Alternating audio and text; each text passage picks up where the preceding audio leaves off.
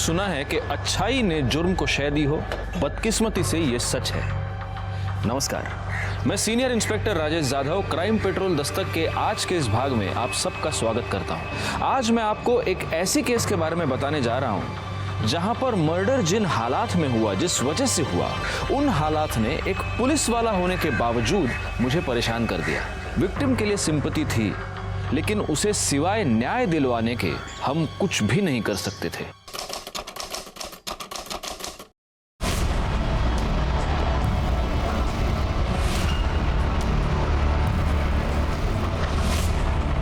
Aunty, सबसे बड़े वाले पुलिस अंकल कहाँ है? अंदर है बेटा, लेकिन क्या हुआ मुझे बताओ। नहीं, मुझे उनसे ही बात करनी, वो अंदर ही है ना? मुझे बताओ बेटा, मैं हेल्प करूँ। नहीं। अरे रुको। सर बस बस, ऐसा कितनी चटनी लगाएंगे, तीखा हो जाएगा। आप तो मिर्ची भी खाते हो साथ में। अरे तीखे में ही तो मजा है ना मोरे। लो लो लो, तुम भी मिर्ची खाओ, लो लो। माला माफ करा, मैं इसमें खुश हूँ। अरे कहाँ जा रहे हो? वेट। आप सबसे बड़े वाले पुलिस अंकल हो ना? हाँ बेटा, क्या हुआ, क्या बात हुई? अंकल, आप प्लीज काजल दीदी को निकाल लो, वो अंदर ही है। प्लीज अंकल, आप चलो ना। एक मिनट, तुम अकेली पुलिस स्टेशन आई हो? तुम्हारे साथ कोई बड़ा नहीं है? तुम्हारे मम्मी पापा कहाँ हैं? मैं मम्मी को बताया था, लेकिन मम्मी को लगता है मैं झूठ बोल रही हूँ, इसलिए मैं उनको बिना बताए आई हूँ। अंकल, आप प्लीज चलो ना वहाँ पे। नाम क्या है तुम्हारा? कहाँ रहती हो तुम? मेरा नाम रियादेश पांडे है और मैं सामने वाली बिल्डिंग में रहती हूँ। ये जल विहार में? हाँ। ओके, बैठो बैठो बैठो बैठो बैठो। हाँ तो रिया, पानी पियोगी? नहीं। ओके, अब ये बताओ, ये काजल दीदी ये बहन है तुम्हारी? नहीं, बहन नहीं है, हमारी फ्रेंड है और वो मुझसे ऊपर वाले फ्लैट में रहती है। अंकल, आप प्लीज उनको निकाल लो ना। अरे लेकिन किससे छुड़ा है? वो अपने ही फ्लैट में है ना? नहीं, वो उनका फ्लैट नहीं है, वो चंपक अंकल का फ्लैट है, वही उनको लेकर रहते हैं यहाँ पे। अंकल, मुझे पता है वो अंदर है। अंकल, आप प्लीज उनको निकाल लो ना वहाँ से। अंकल एक मिनट, तुम्हारी ये काजल दीदी इस चंपक अंकल के साथ रहती है? नहीं अंकल, काजल दीदी अकेले ही रहती हैं। चंपक अंकल कहीं और रहते हैं, लेकिन उन्होंने बाहर से लॉक लगा दिया है। ये बात मैंने आई को बताई तो वो कह रही मेरी साली आया तू। वॉचमैन अंकल तो अपनी चेयर से ही नहीं उठते। अंकल प्लीज आप उनको बाहर निकाल लो ना। Uncle please. ओके, सावन इसके साथ जाओ। अंकल प्लीज आप चलिए ना, प्लीज अंकल। अरे बेटा, ये पुलिस आंटी है ना? हाँ, ये तुम्हारे साथ जाएंगी और अगर कुछ बड़ी प्रॉब्लम हुई तो ये हमको फोन कर देगी, फिर हम आएंगे। ओके? प्रॉमिस? प्रॉमिस। चल।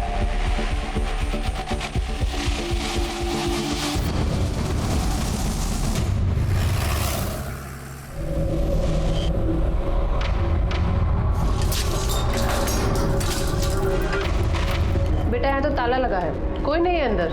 आंटी है अंदर, काजल दीदी है। आप लॉक तो खोलिए, मुझे पता है वो अंदर ही होंगी। बेटा, हम ऐसे किसी के घर का ताला नहीं खोल सकते। आप मेरी बात सुनिए ना प्लीज, वो सच्ची में अंदर है, मुझे पता है।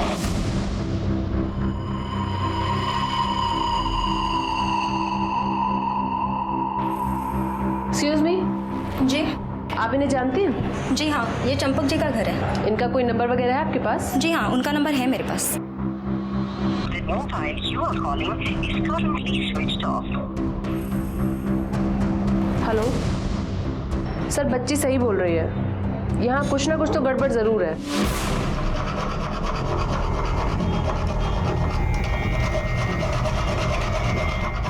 मम्मी, इतनी गंदी स्मेल कहाँ से आ रही है? कुछ नहीं बेटा।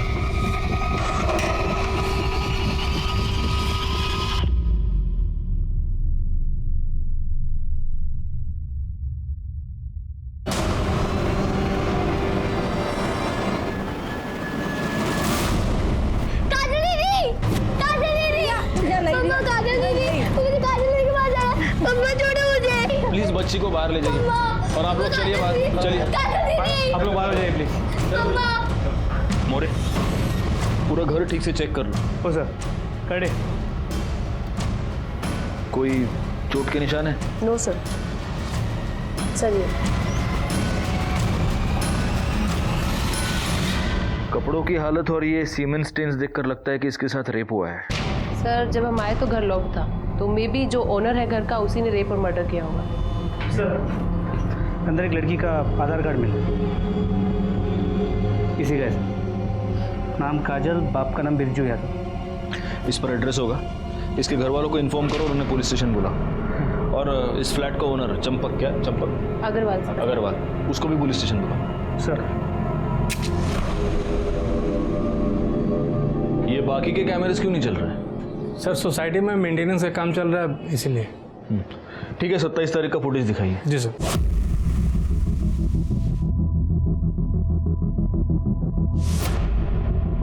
सर सोसाइटी में पहले से सबको इन्फॉर्म कर दिया गया था कि 27 तारीख को मेंटेनेंस के चलते दिन में 2:30 से 5:30 के बीच लाइट नहीं रहेगी, लेकिन सर काम जल्दी पूरा हो गया तो लाइट 3:30 बजे आ गई। नहीं, इसका मतलब 27 तारीख का 2:30 से 3:30 से 1 घंटे का फुटेज ही हमारे पास नहीं है। नहीं सर। ठीक है मोरे, बाकी का फुटेज जल्दी से जल्दी कलेक्ट करो।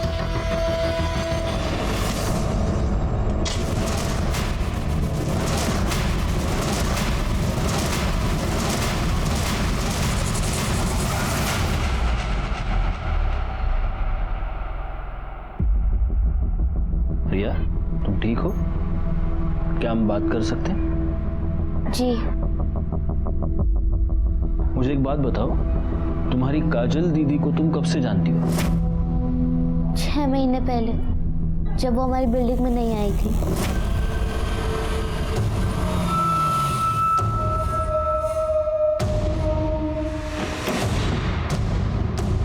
काजल, उतरो काजल।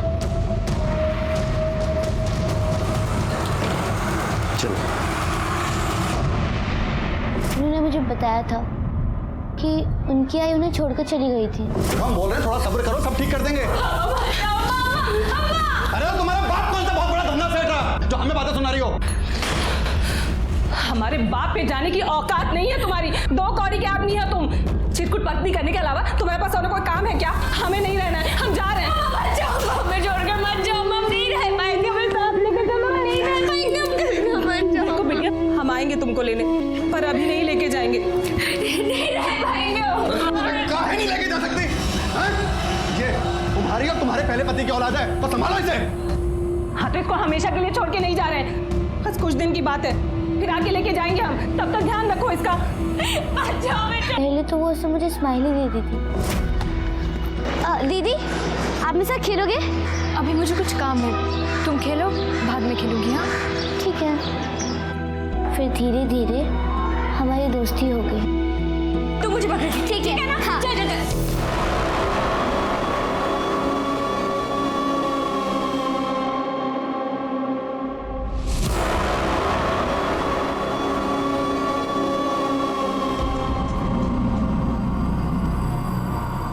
काजल, काजल,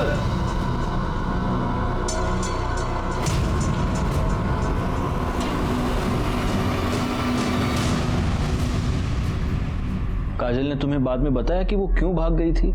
हाँ, क्योंकि वो अपनी मम्मी को बहुत मिस कर रही थी, इसलिए वो अपनी मम्मी से मिलने गई थी। फिर काजल दीदी कभी भी अपने घर नहीं गई, उनका फ्लैट से निकलना भी बंद हो गया। तुम क्या है? वो अंकल, मुझे काजल दीदी को अपनी नई डॉल दिखानी थी। काजल दीदी नहीं है, वो अपने घर चली गई, अब कभी नहीं आएगी। मुझे पता था अंकल, वो अंदर ही थी। मैंने उनसे बहुत बार बात करने की कोशिश की, मगर डोर लॉक्ड था, मगर अंदर से आवाज आ रही थी। इसने ये सब मुझे बताया, पर मुझे लगा झूठ बोल रही है। बच्ची है, मिस कर रही होगी, इसलिए कहानियां बना रही है। मैं झूठ नहीं बोल रही थी, मैं सच बोल रही थी। अंकल, अगले दिन मैंने उनकी विंडो पे देखा कि काजल दीदी की कुर्ती लटक रही थी, जो पहले नहीं थी। ये बात मैंने मम्मी और वॉचमैन अंकल को बताया। जब उन्होंने मेरी बात नहीं सुनी तो मैं आपके पास आई। तुमने बिल्कुल सही किया। देखो बेटा, मैं तुम्हारी काजल दीदी को वापस नहीं ला सकता, लेकिन जिसने भी उसके साथ ये किया है उसे सजा जरूर दिलवा सकता हूँ। क्यों चलाया ना? अरे नहीं सर, सर मेरी बात मानिए सर, मैंने कुछ नहीं किया सर, प्लीज। वो सब हम थाने में बैठ के बात करेंगे। सर मेरी बात मानिए सर। अरे सर, मैंने यकीन किए सर, मैंने कुछ नहीं किया सर, प्लीज मेरा। आपने कुछ नहीं किया? नहीं सर। फिर फोन बंद क्यों था आपका? सर वो मैं पनवेल गया था, तो मैं चार्जर घर पे भूल गया था, तो फोन की बैटरी डाउन हो गई थी सर। सर सच्ची सर मेरी बात, आप चुप रहिए। सर सर मैंने कुछ नहीं किया सर। बाकी बातें बात थाने में मानिए करें। सर। अरे sir sir sir please sir.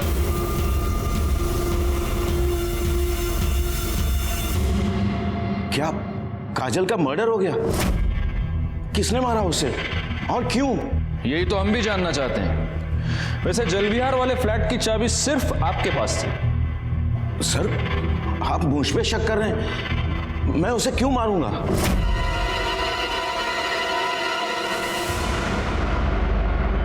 वाह बिरजू, बिना पैसे दिए ही जा रहा है। चंपक सेठ आप? अरे काहे का सेठ? जिसके तेरे जैसे कर्जदार हो उसे कंगाल होने में ज्यादा समय नहीं लगेगा। देख, पहले मेरे 8 लाख रुपया वापस कर, फिर यहां से हिलने की सोचना, क्योंकि बिना पैसे मैं तुझे मरने भी नहीं दूंगा। सेठ जी हम तो बस नई जगह नया काम ढूंढ रहे हैं सेठ जी, ताकि 2 पैसे कमा के आपकी उधारी चुका सके। सेठ जी थोड़ी मोहलत दो ना। मोहलत? अरे बहुत दे दी मोहलत और बहुत कर लिया विश्वास। देख, अब या तो तू मेरे पैसे वापस दे दे या कोई गारंटी। तो पहले से ही सब कुछ गिरवी रख चुके हैं सेठ जी, अब हमारे पास कुछ नहीं है सेठ जी। वो तू देख ले, पर आज मैं यहां से हिलने वाला नहीं।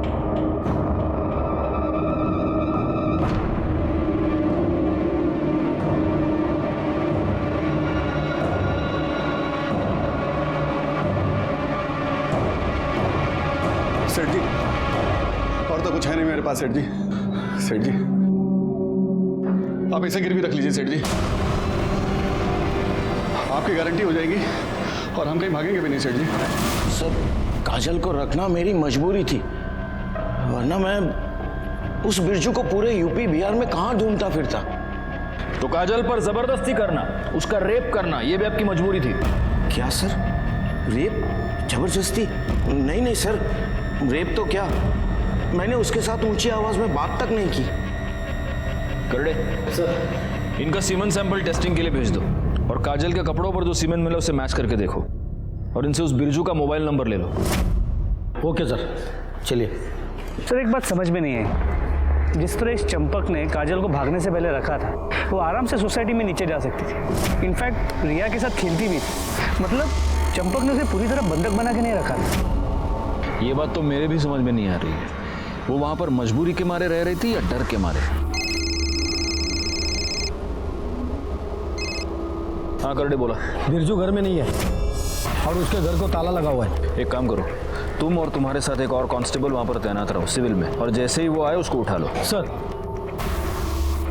अरे इस बिरजू की मोबाइल लोकेशन निकालो और लोकेट करो कि आखिर वो है कहां पर।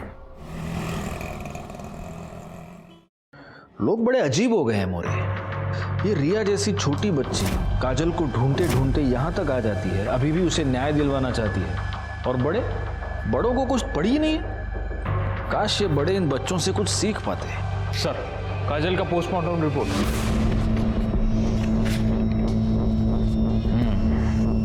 मौत का समय दोपहर को 2:30 से 3 के बीच। मौत गला दबाने की वजह से हुई है और मौत से ठीक पहले उस पर रेप किया गया है।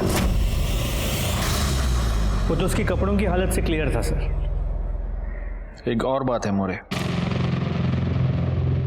जब काजल की मौत हुई तब वो 2 महीने की प्रेग्नेंट थी।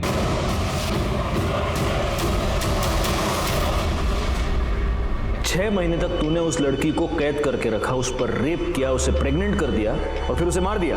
मैंने ऐसा कुछ भी नहीं किया सर, वो भाग गई थी सर, मैं तो उसे लेने भी नहीं गया, उसका बाप खुद उसे मेरे पास छोड़ के गया था। माफ कर दीजिए सेठ जी, बच्ची है सेठ जी, भला बुरा का कोई समझ नहीं है इसे, लेकिन एक बात हम इसके खोपड़े में अच्छी तरह घुसा दी है कि जब तक हम इसे लेने ना आए ना, ये हिलेगी नहीं यहाँ से सेठ जी। और सेठ जी आपकी तसल्ली के लिए बोल रहे हैं, अगर आप चाहें तो इसे रस्सियों से बांध के रखिए, हमें कोई एतराज नहीं।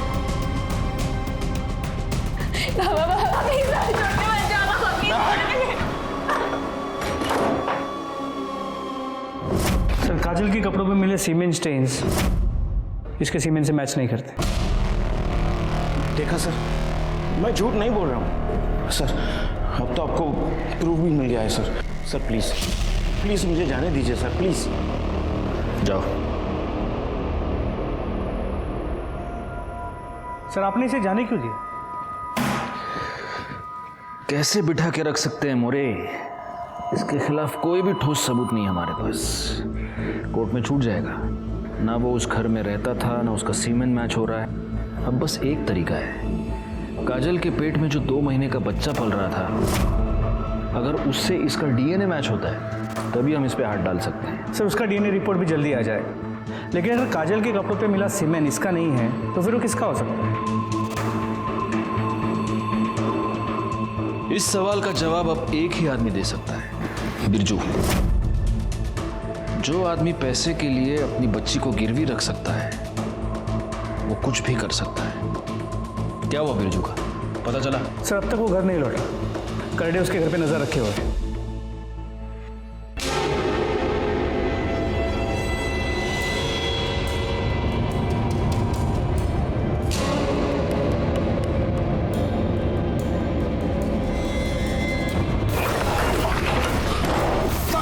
भागने की इतनी भी क्या जल्दी है?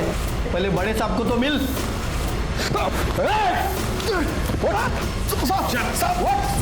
मैंने क्या किया साहब? चल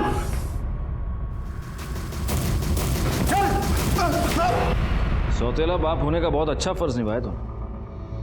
साहब हम सौतेले से ही मगर सगे से भी ज़्यादा प्यार किए हैं उसको। उसकी माँ के जाने के बाद भी हम ही देखभाल किए थे साहब उसकी। हाँ हम जानते हैं कैसे देखभाल किया तूने। चल ये बता, 27 तारीख को दिन में कहाँ था तू? साहब हमेशा की तरह काम की खोज में इधर उधर भटक रहे थे साहब। तो तेरे को जब काम नहीं मिलता तो तू चोरों की तरह अपने ही घर में घुस के आते, या आज कुछ स्पेशल था तेरा? हाँ बैंक वालों का और चंपक सेठ का कर्जा सर पे चढ़ गया था साहब। बैंक वालों ने तो 1-2 बार हमको पिटवाया भी साहब। हमारी फिराक में रहते हैं, इसीलिए हमको अपने घर में चोरों की तरह जाना पड़ता है साहब। और उधर ये बीवी, ए सोना, किधर है वो? अरे काहे की बीवी साहब, वो तो हमें 6 महीने पहले ही छोड़ के चली गई। कहने को हमारी है, रहती किसी और के साथ है साहब। किसके साथ? वो पता नहीं क्यों? उसके चले जाने के बाद दोबारा उससे मिला नहीं कर? साहब मिलने नहीं, झगड़ा करने। अरे 10 बार बोल चुके हैं, हमें नहीं पता काजल कहाँ पर है। देखो हम आखिरी बार पूछ रहे हैं, बता दो कि काजल कहाँ है। पहली बार पूछो या आखिरी बार? हमने कहा हमें नहीं पता काजल कहाँ है। हम बोले थे कि बता दो, पर तुम नहीं बताए। अब बताओ। क्या बे, कहाँ है हमारी बिटिया? चंपक सेठ के पास। तो जब तक हम उधारी का पैसा ना चुका दें उसका, चंपक सेठ ने उसे गिरवी रखा है अपने पास। अबे साले, हाँ? तुमने हमारी बिटिया को का सामान समझ रखा है, तो ये छोड़ के गई तो तुमने गिरवी रख दिया। बता दे रहे हैं हम दोनों को, अगर हमारी बिटिया को कुछ हुआ ना तो दोनों को चीर के रख देंगे हम। मदन के डर से हम अपने ही घर में छुप के रह रहे हैं साहब। और वो चंपक सेठ साहब बिना पैसे दिए वो काजल को नहीं छोड़ेगा साहब। हमारे लिए तो इधर कुआं उधर खाई है साहब। क्या करें? अब अगर तूने उसके पैसे दे भी दिए तो भी काजल तेरे पास वापस नहीं आ सकती, क्योंकि वो मर चुकी है। चंपक अग्रवाल के फ्लैट में किसी ने उसका मर्डर कर दिया है। बड़ा ही अजीब केस था, जहां रिश्ते रिश्तों को बेच रहे थे, उन्हें धोखा दे रहे थे। हमने बिरजू का सीमेन सैंपल काजल के कपड़ों पर मिले सीमेन से मैच करके देखा, लेकिन हमारे हाथ कुछ नहीं आया। अगर ये दोनों बेगुनाह थे तो फिर वो कौन आदमी था जिसने काजल पर रेप किया, उसे प्रेग्नेंट कर दिया और फिर उसका मर्डर किया? जो भी हुआ था वो उसी टॉप फ्लोर के फ्लैट में हुआ था जहां पर काजल कैद थी, और जिस फ्लैट में सिर्फ चंपक अग्रवाल की फैमिली ही आ जा सकती थी। इसीलिए हमने 27 अप्रैल का बिल्डिंग का सीसीटीवी फुटेज चेक किया और हमारे हाथ एक नई लीड लगी। अरे ये तो आकाश है। एक मिनट पॉज करो। सर ये चंपक जी का पोता है, कभी कभी यहाँ आता है। हो सकता है इसी ने रेप किया हो। एक काम करो, आगे का फुटेज दिखाओ, देखते ये बाहर कब निकला है या फिर ये अग्रवाल फैमिली का कोई और मेंबर आया है या नहीं। दिखाओ जरा। बस सर इतना ही है। सर अगर वो आकाश है तो वो दिन में 2:30 बजे आया है, और शायद इसी 1 घंटे के बीच वो वापस चला गया, क्योंकि उसके फैमिली का और कोई दूसरा मेंबर आता जाता दिखाई नहीं दिया। ओके मोरे, इस अग्रवाल फैमिली के बारे में पूरी इन्फॉर्मेशन मुझे चाहिए। किसी अंदर के बंदे को काम पर लगा दो, कोई मेड सर्वेंट या कोई और। अभी ये चंपक सेठ का फैमिली के बारे में क्या बोलने का मैडम? वो फैमिली में सब जेंटलमैन लोग रहते। जेंटलमैन मतलब? इनकी फैमिली में ना 4 मर्द रहते। एक वो चंपक सेठ, उनका छोटा बेटा प्रवीण, उनका बड़ा बेटा नितिन और नितिन का बेटा आकाश। वो 4 लोग मेरे को घूरने का तो छोड़ो, लेकिन ऐसा आंख उठा के भी नहीं देखते। मैं 3 साल से उनके घर में काम करती है। एक दिन तो ना मैं मैडम एक लाल रंग की साड़ी पहनी थी, तभी इधर का सब लोग मेरे को देख के क्या बोला मालूम? बोला, सुनीता तू तो मार ही डालेगी सबको। मैडम, लेकिन ये घर का लोग कोई भी मेरे को पलट के भी नहीं देखा। एक दिन ना मैडम मैं ऐसा फ्रॉक जैसा ड्रेस पहनी थी, तब मैं सोची थी कोई नहीं तो यह आकाश तो मेरे को जरूर देखेगा। उसका तो अभी उम्र है ना, ये उम्र में तो सब चलता है, लेकिन वो भी नहीं देखा। वो तो दिन भर ना वो उसके आइटम है ना पूजा, उसके साथ फोन में लगा रहते, बात करते। दोनों का लफड़े की वजह से ना घर में एक दिन बहुत बड़ा राड़ा हो गया। मतलब इस आकाश को छोड़ के घर में सब ठीक ठाक, सीधे एकदम?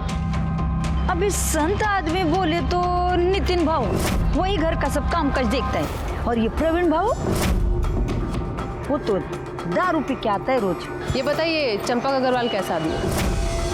अभी चंपक सेठ क्या खराब होएगा मैडम, अभी उसका उम्र बच्चा है क्या। और ये नीतू मैडम है ना, ये सबको ऐसा सीधा करके रखी है। हाँ, नीतू कौन है? नीतू बोले तो प्रवीण भाऊ की बाइको। चंपक सेठ और नितिन भाऊ की बाइको तो बहुत पहले गुजर गई मैडम, और ये नीतू मैडम है ना वो ही सबको संभालती है। अब एक नीतू मैडम अकेली औरत है घर में, और उसका भी प्रवीण भाऊ से बहुत राड़ा चलता है। ये लेडीज परफ्यूम की स्मेल तुम्हारी शर्ट से क्या कर रही है? अरे ये तुम्हारा है। मेरा है? मेरा तो नहीं है, मैं इस शेड का परफ्यूम नहीं लगाती हूँ। तो और किसका होगा? मतलब अब तुम घर से बाहर जाके मुंह मारना शुरू कर दिए है ना? यही सब रह गया था। इस तरह से बात मुझसे किया मत करो तुम। बहुत मूर्ख समझ के रखा है मुझे। वो प्रवीण भाऊ को क्या, चंपक सेठ को भी किसी लड़की के लिए बहुत सुनाई थी एक बार। अच्छा, इस घर में कोई लड़की भी रहती है? इस घर में नहीं मैडम, वो मालाड वाले घर में है ना, उधर रहती है। ये चंपक सेठ है ना, एक जवान छोकरी को मालाड वाले घर में रखा है।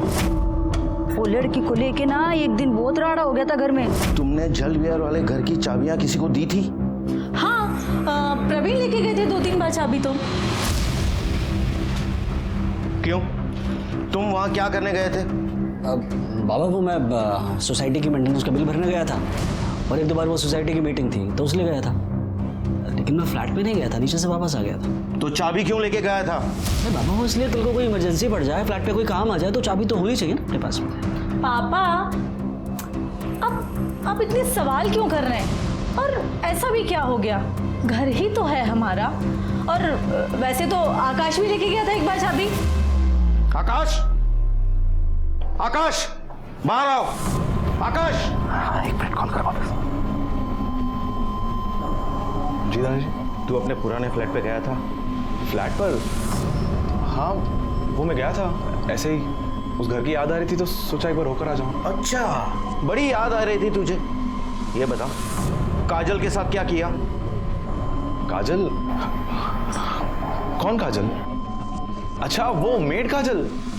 दादाजी मैं उसके साथ क्या करूंगा, वो वहीं घर पे थी, मैं तो बस घर देखा और वापस आ गया। मतलब सुनीता के मुताबिक आकाश जल विहार गया था, लेकिन उसने काजल के साथ कुछ किया नहीं। Yes sir. सर सुनीता से इन्फॉर्मेशन मिलने के बाद मैं आकाश से मिलने चंपक अग्रवाल के घर भी गई थी, लेकिन वो वहाँ नहीं था। सर नितिन ने बोला कि वो कहीं घूमने गया है, कहाँ गया है, कब आएगा, किसके साथ गया है, कोई इन्फॉर्मेशन नहीं है सर। अच्छा सर, उसके कोई दोस्त का नंबर भी नहीं है। मतलब दोस्तों के नंबर नहीं है और आकाश फोन उठा नहीं रहा। जी, हमें जैसा दिखाया जा रहा है वैसा है नहीं। Anyway, good job Sawan. Okay sir, okay. More एक काम करो, इस आकाश अग्रवाल के नाम का लुकआउट नोटिस निकालो, और जब तक वो ना मिले उसकी वो गर्लफ्रेंड पूजा, उससे पूछताछ कर दे। लेकिन सबसे पहले हमें चलकर रिया से बात करनी होगी। आओ रिया, ये चॉकलेट तुम्हारे लिए। अंकल, मुझे चॉकलेट नहीं खानी। काजल दीदी को किसने मारा? आपको उनके बारे में पता चला? उसी के लिए हमें तुम्हारी मदद चाहिए। मोरे ये देखो, तुम इसे जानती हो? हाँ, ये आकाश भैया है, चंपक अंकल की ग्रैंड से। अंकल, ये भैया बहुत बुरे हैं, कि मुझे बिल्कुल अच्छे नहीं लगते। बुरा है? क्यों बुरा है? क्या किया इसने? एक दिन जब मैं काजल दीदी के साथ खेलने के लिए उनके फ्लैट में गई थी तो मैंने देखा। छोड़ो तुझे? क्यों छोड़ू तुझे मैं? तुझे एक बार समझाया था ना, अगर तूने हमारे आने के बारे में दादाजी को कुछ भी बताया जान से मार दूंगा तुझे। दीदी छोड़ो इन्हें, छोड़ो मेरी दीदी को, छोड़ो। कौन है तू? मैं रिया हूँ, इनकी दोस्त, और अगर आपने नहीं छोड़ा ना तो मैं चिल्लाऊंगी। छोड़िए इन्हें, छोड़ो, छोड़ो मुझे। दीदी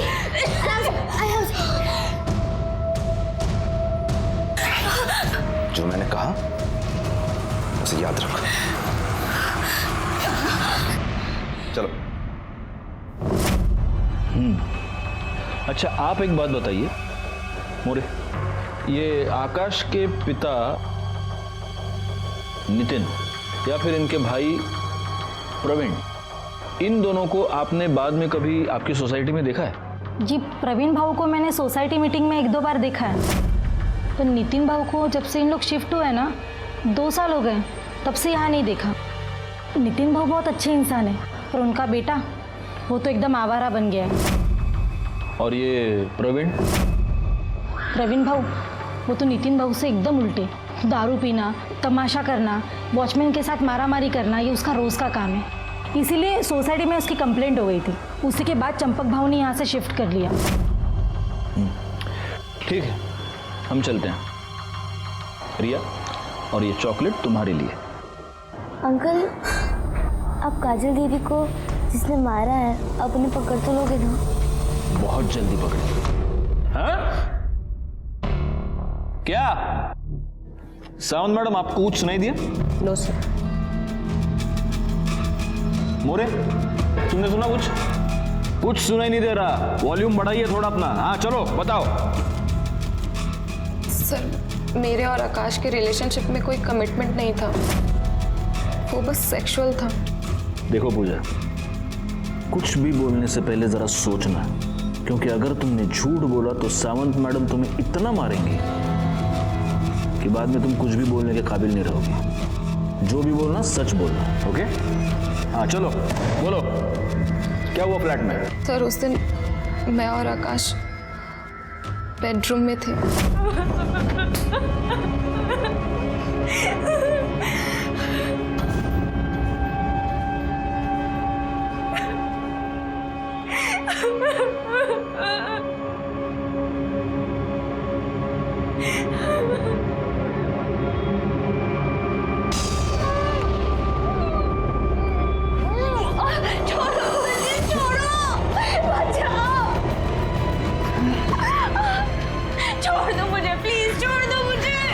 शर्म नहीं आई तुझे? एक लड़की होके दूसरी लड़की के साथ ऐसा करते हुए? तेरी माँ को बताऊं तेरी हरकत के बारे में? मुझसे गलती हो गई, प्लीज मेरी आई को कुछ मत बोलना। आकाश कहाँ है? सर, मुझे नहीं पता आकाश कहाँ है। वो तो मेरा फोन भी पिक नहीं कर रहा है। जल्दी जल्दी आओ, इधर खुदाई का काम करो, थोड़ा पानी का टाकी बनाने का। आओ, इतना चौको ना करो। हाँ, संभालो, संभाल के जरा। अरे ये क्या है? हटो, पीछे हटो।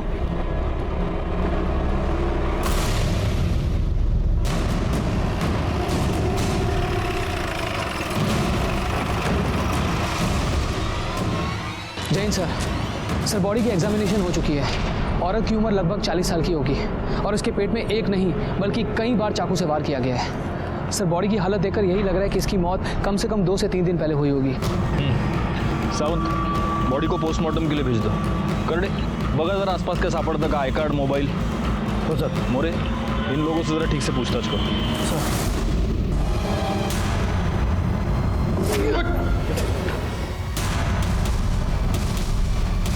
सर, ये तो काजल की माँ सोना है।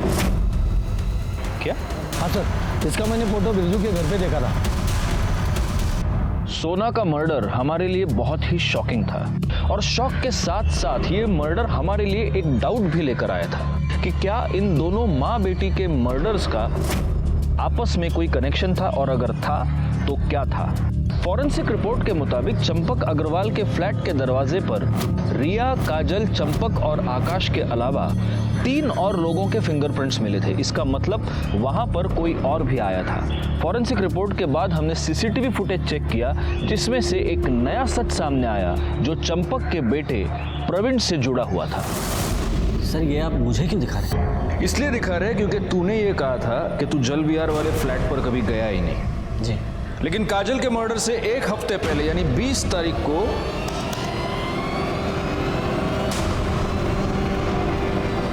ये तुम ही हो ना? हाँ? वो सर मैं फ्लैट पे ये देखने गया था कि दरवाजा ठीक से लॉक है कि नहीं लॉक है। दरवाजा? जी। मोरे। सर मैं ठीक तो कह रहा हूँ सर। अरे मोरे मैंने तुमको रिटेल का भाव पूछा, तुम तो होलसेल में शुरू हो गए। हाँ प्रवीण बोलो, मार खाओगे, मिर्ची खाओगे या सच बोलोगे? सर वो 4 महीने पहले मैं एक फाइल ढूंढने गया था जल विहार वाले फ्लैट पर। वहां जाकर मैंने देखा। कौन है तू? ये तो हम आपसे पूछ रहे हैं, आप कौन है? अरे ये घर है मेरा, इस घर का मालिक हूं मैं। तू अंदर कैसी आई? कर क्या रही है तू यहाँ पर? वो हम काजल यादव है, बिरजू यादव की बेटी। चंपक सेठ से हमारे बाबा ने पैसे लिए थे तो वो चुका नहीं पाए, इसीलिए हमको गिरवी रख दिया उन्होंने।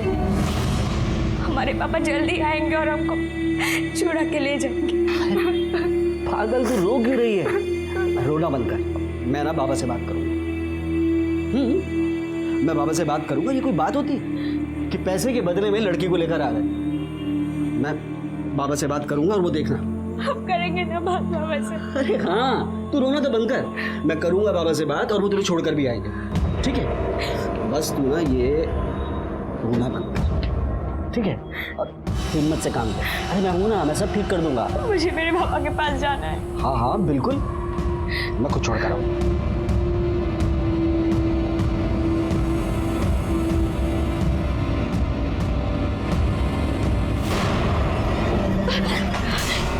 क्या कर रही है तू? अपने आजाद होने की कीमत तो देनी पड़ेगी ना। अब ज्यादा नखरे मत कर। छोड़ो मुझे, छोड़ो।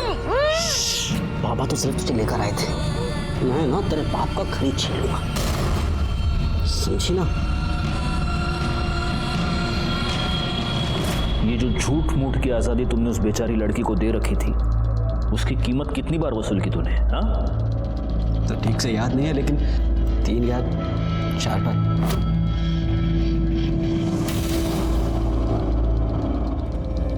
आखिरी बार कब गए थे?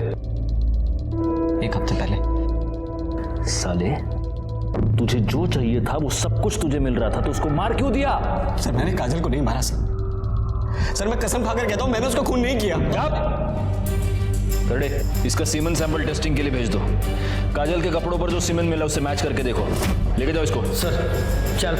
और सुने प्रवीण, तेरा टेस्ट नेगेटिव भी आया ना तो रेप केस के चार्ज में तो अंदर कर ही दूंगा तेरे को मैं। मेरी बात सुन। चल रहे, मेरी बात तो सुनिए आप। अरे सर आकाश ने अभी पूजा को कॉल किया था, हमने उसकी लोकेशन ट्रेस कर ली है। कहाँ पे? न्यू पनवेल में।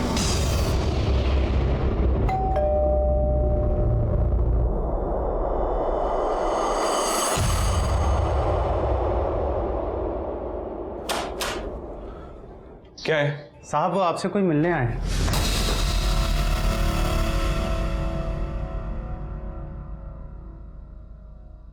काजल पर कितनी बार रेप किया तूने? 2 बार सर। एक बार पूजा के साथ, दूसरी बार last month. Sir sorry sir, मैंने बहुत ज़्यादा पी रखी थी सर, और उसके बाद पूजा भी अवेलेबल नहीं थी सर, तो मैं वहाँ चला गया।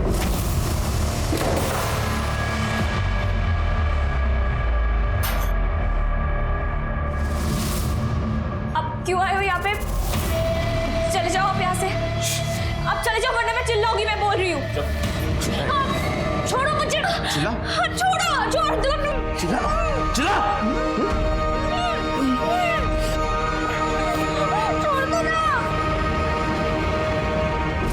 तूने काजल को मारा क्यों? सर मैंने नहीं मारा सर उसे, मैंने तो बस उसके साथ सेक्स किया और चला गया। तूने सेक्स नहीं, तूने उसका रेप किया, और वो भी एक बार नहीं 2 बार। मोरे सर, इसका सीमेन और डीएनए भी टेस्टिंग के लिए भेज दो। आणि करडे सर, फोडून टाका या रेपिस्टला। सर सर सर सर मैंने नहीं मारा सर, सर मैंने नहीं मारा सर, सर। डीएनए रिपोर्ट से यह साबित हो रहा था कि काजल के गर्भ में पलने वाला बच्चा प्रवीण का था, और उस पे कपड़ों पर जो सीमेन मिला था वो आकाश का। इससे यह साफ था कि प्रवीण ने काजल को प्रेग्नेंट किया था और मरने से पहले आकाश ने काजल का रेप किया था। लेकिन अभी भी यह साफ तौर पे साबित नहीं हो पा रहा था कि काजल का मर्डर किसने किया, क्योंकि आकाश का अब भी यह कहना था कि उसने काजल को नहीं मारा। दूसरी तरफ सोना की पीएम रिपोर्ट से यह साफ था कि उसकी मौत पेट में चाकू मारने की वजह से हुई थी, और तभी सोना की सीडीआर डिटेल्स हमारे सामने आई। सर, सोना की कॉल रिकॉर्ड के मुताबिक वो एक शंकर राय नाम के आदमी के साथ रेगुलर टच में थी। ये शंकर राय एक हिस्ट्री शीटर है जो चोरी के लिए जेल जा चुका है। ये शंकर राय फिलहाल एक पप्पू नाम के आदमी के साथ रहता है जो चाबी बनाने का काम करता है। अब सर, सबसे इंटरेस्टिंग बात यह है कि 27 अप्रैल को दोपहर 3:37 पे ये शंकर और पप्पू जल विहार बिल्डिंग के सीसीटीवी फुटेज में देखे गए सोसाइटी से बाहर निकल रहे हो 3:37 पे। यानी काजल के मर्डर के बाद। उठा लो दोनों को।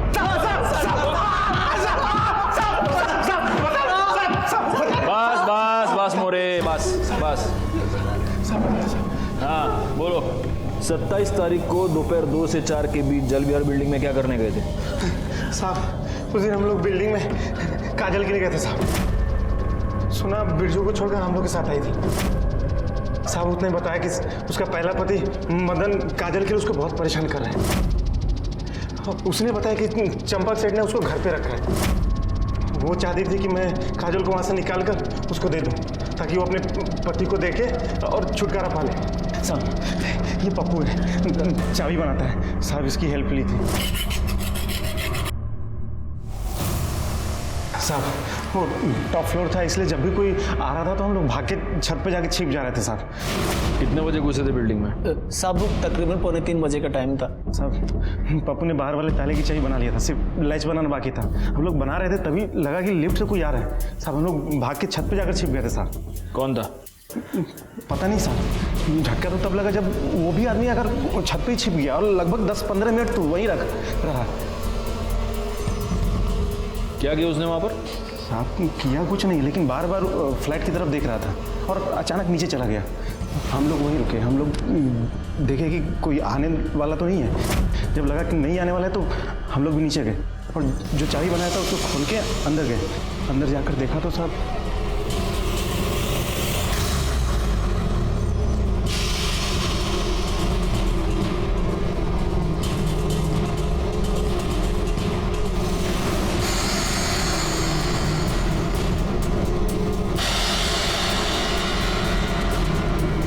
ये तो मरी हुई है। यार देख, ये कोई बड़ा लोचा लगता है। इससे पहले कोई हमें देख ले, यहाँ से निकल लेते हैं। उस आदमी को पहचान सकते हो? स्केच बनवा सकते हो उसका? हाँ सर, जिस दिन काजल का मर्डर हुआ था उस दिन सोना यादव और मदन का मोबाइल लोकेशन बिरजू के घर का दिखा है। और एक बात सर, सोना का मोबाइल भी वही लोकेशन पे बंद हुआ था। मोरे, इस बिरजू को उठा लो। हो सर। और इन दोनों को स्केच आर्टिस्ट के सामने बिठा दो, पता तो चले ये दूसरा आदमी है कौन।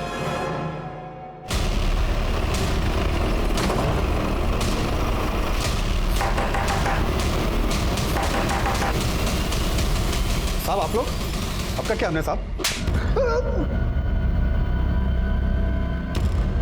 सोना को क्यों मारा? साहब मारा नहीं है साहब, सिर्फ ठिकाने लगाया था। मतलब उस रात जब हम घर आए तो देखा दरवाजा खुला हुआ था। सोना, ये सब क्या हुआ? क्या हुआ सोना? अब सोना ने हमको बताया कि उसका पहला पति मदन, उसने आके उसे मारा है साहब। हमको लगा था कि तुम अपनी बिटिया के लिए परेशान हो रहे हो, लेकिन हमें अब पता चल गया है तुम काजल को बेचना चाहते हो, इसीलिए ढूंढ रहे थे ना उसे। हम अभी जाके पुलिस को तुम्हारे बारे में सब कुछ बता देंगे। सोना मर चुकी थी साहब, और हमारे हाथ में चाकू और कपड़ों पे लगा खून देखकर हम समझ गए थे साहब, कोई भी हमारी बात का यकीन नहीं करेगा कि हमने सोना को नहीं मारा साहब, इसीलिए सोना को ठिकाने लगाने का ठान लिया हम साहब। चाकू साफ किया, सोना का मोबाइल स्विच ऑफ किया और लाश को कंस्ट्रक्शन साइट के पास जाकर दफना दिया साहब। और हमने अपने कपड़े भी जला दिए और दूर चाकू और मोबाइल फेंक दिया साहब। तो जब ये मदन पकड़ा जाएगा तब पता चल ही जाएगा कि तू सच बोल रहा है या नहीं। तब तक यहीं बैठा रहे और मिर्ची खा। सब गलती हो गई साहब, माफ कर दीजिए साहब। सर, दरवाजे पे मिले 3 अननोन फिंगरप्रिंट्स का पता चल गया है। ये शंकर, पप्पू और प्रवीण के। और सर ये जो स्केच है ये पप्पू और शंकर ने बनवाया है। डालो इसमें। मैंने ही काजल को मारा है सर। मैं उसी दिन समझ गया था कि कुछ गलत हो रहा है जब पापा ने आकाश से काजल के बारे में बात की और उसने गोलमोल जवाब दिया। इसलिए मैंने उससे अकेले में पूछा तो उसने बताया कि उसी ने काजल का रेप किया, लेकिन उसने मेरी कसम खाई थी कि वो दोबारा ये सब कुछ नहीं करेगा। इसलिए मैंने ये बात किसी को नहीं बताई, लेकिन मैंने उस पर नज़र रखनी शुरू कर दी। आखिरकार वही हुआ जिसका डर था।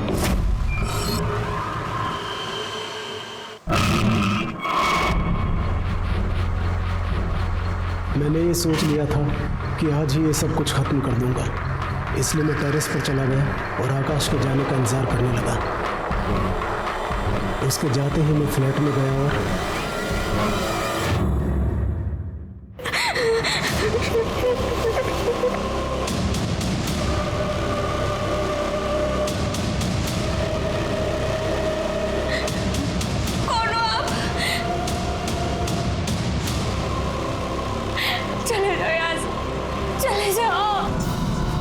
मुझे पता था उस दिन सोसाइटी में पावर कट होने वाला है, इसलिए सीसीटीवी फुटेज में हमने